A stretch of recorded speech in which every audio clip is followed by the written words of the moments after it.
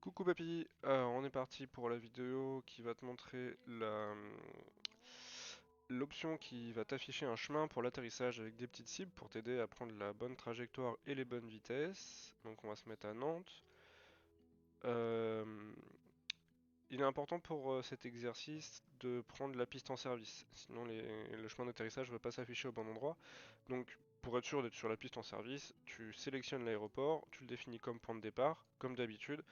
Et il te mettra forcément au bout de la piste en service, donc il n'y aura pas de souci. Tu feras le tour de piste et les cibles s'afficheront au bon endroit.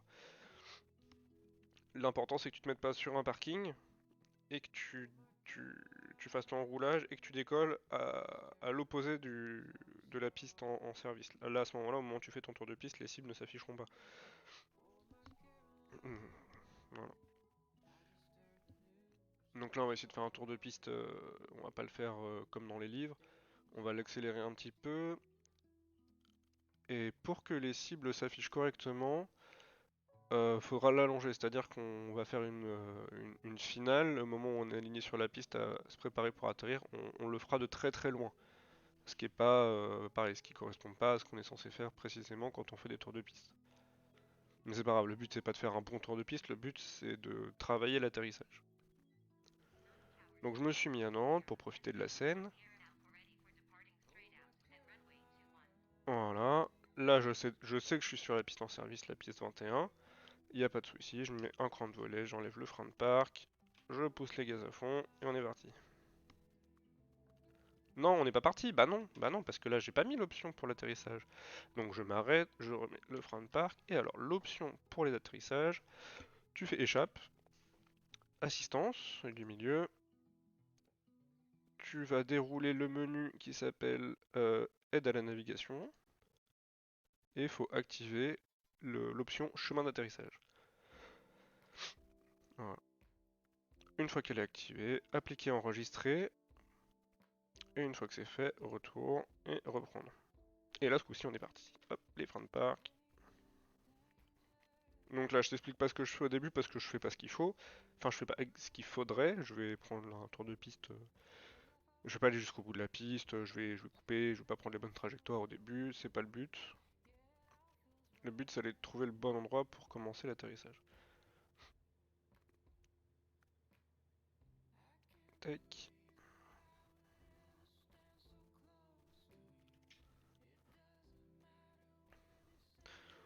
Voilà. Donc, normalement, on est censé aller jusqu'au seuil de piste, être déjà monté, etc. Là, je coupe.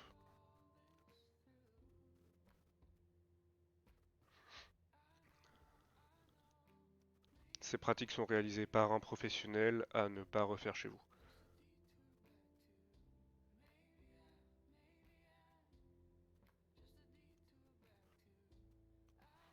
On va essayer de monter à 1500 pieds. On va bien s'éloigner du terrain. En suivant donc quand même les trajectoires, là je suis perpendiculaire à la piste, elle est derrière moi. Et on va aller se mettre au-dessus de Nantes, puisque là on est parti face au sud, donc il faut qu'on atterrisse face au sud. Je refais un virage à 90 degrés, je me mets en vente arrière, je rentre les volets, j'aurais dû le faire avant mais c'est pas grave.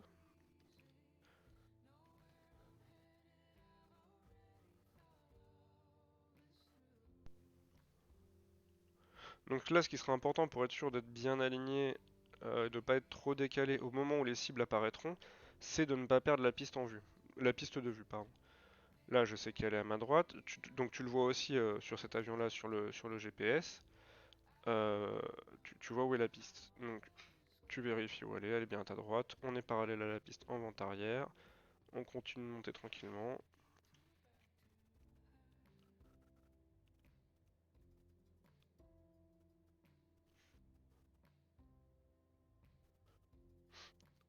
Et là, on arrive en bout de piste. Donc c'est l'étape où normalement je mettrai un cran de volet, je commencerai à réduire la vitesse, je commencerai à perdre un petit peu d'altitude tranquillement. Mais là, on va aller plus loin. On continue d'avancer, on va passer au-delà de la Loire, en continuant de monter tranquillement à 1500 pieds. Voilà, 1500 pieds, on va mettre les ailes à plat, on va réduire les gaz stabiliser l'appareil.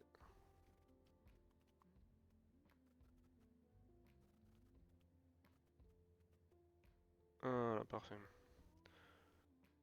Et donc là, la piste va tranquillement commencer à sortir de l'écran du GPS là en bas. Donc on va faire le virage au moment où on sera vraiment à la pointe du bout de piste pour être sûr de ne pas la perdre de vue. Pour tourner à droite, pour se mettre en étape de base. Et là on a 1600 pieds, et à un moment il va falloir arrêter de monter. Là on s'approche du moment où on va tourner à droite, donc on sort un cran de volet. On réduit les gaz pour prendre un peu de vitesse, on va essayer de se mettre à 75 nœuds, entre 70 et 80 nœuds. Faut vraiment arrêter de monter par contre. Et je fais mon virage à droite, là le bout de piste est tout en bas de l'écran GPS. Dans le même temps, bon je continue de monter, ça c'est vraiment pas top. Dans le même temps, on va arriver à notre vitesse cible. Voilà, donc on regarde à droite pour savoir si on voit le terrain. À cause du soleil, on ne le voit pas, on va résoudre le problème. Hop, non pas ça. Pause active. On va changer la météo.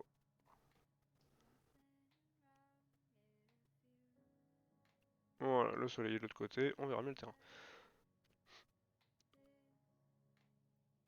Je remets en jeu. Il doit être encore à droite.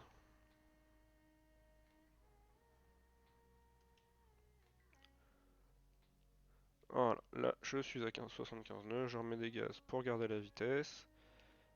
Et ne plus descendre. Voilà, le terrain est là, j'ai complètement raté le virage, c'est pas grave. J'ai pas assez tourné. Là on fait attention à sa vitesse pour pas trop descendre. Et normalement les cibles vont apparaître, ce qui va nous permettre de nous remettre face à la piste correctement. Là je suis en finale, donc je remets mon deuxième cran de volet. Ça va m'aider à garder l'altitude et la vitesse. On va se réaligner tranquillement.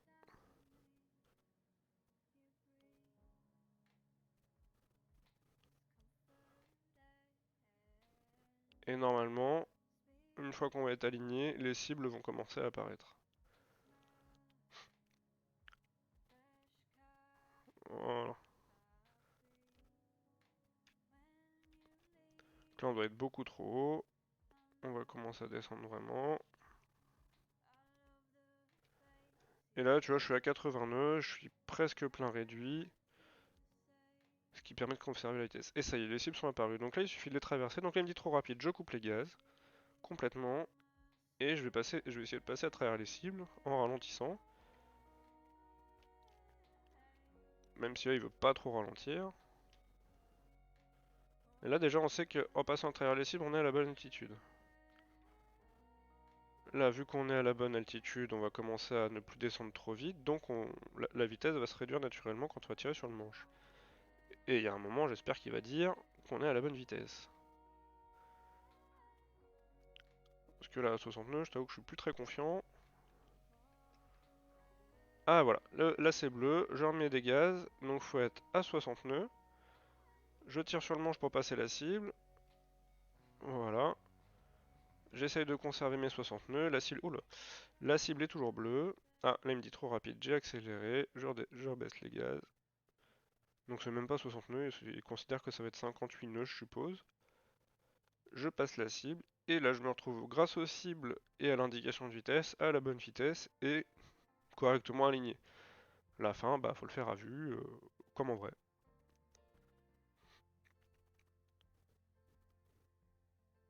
Donc tu gardes la trajectoire que t'avais donné les cibles. Tu piques pas trop fort. Là en plus la piste est longue, y a pas de souci. On a vu un avion décoller juste devant nous, c'est chouette. Là moi je suis trop descendu, tu vois, là j'ai 4 rouges même, donc je suis trop bas. Je vais couper les gaz pour réduire la vitesse, puisque par rapport à les indications qu'il nous donnaient, je suis trop rapide. Et là je tire fort sur le manche pour pas descendre trop vite. Je tire. Et je tire à fond. Et là j'ai touché je crois. C'était pas sublime comme atterrissage. C'est pas un superbe exemple sur la finalité. Mais là maintenant tu sais comment afficher les cibles pour l'atterrissage. tu sais comment être sûr de les avoir, donc c'est-à-dire qu'il faut bien t'éloigner de l'aéroport. Parce que si tu fais un tour de piste trop court, tu vas voir juste les deux dernières cibles, et ça te permettra pas de corriger si t'es pas correctement calé en termes de vitesse et en termes d'altitude.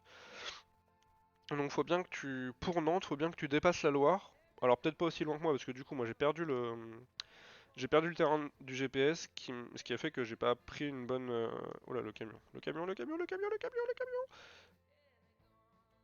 Bon, on est mort. J'ai pas, à cause du fait que je sois parti trop loin, j'ai perdu le terrain de vue et je me suis retrouvé complètement désaxé à la piste. Donc le but, c'est quand tu t'éloignes du terrain, tu gardes quand même le terrain affiché sur le GPS, mais vraiment très très bas, que tu sois le plus loin possible.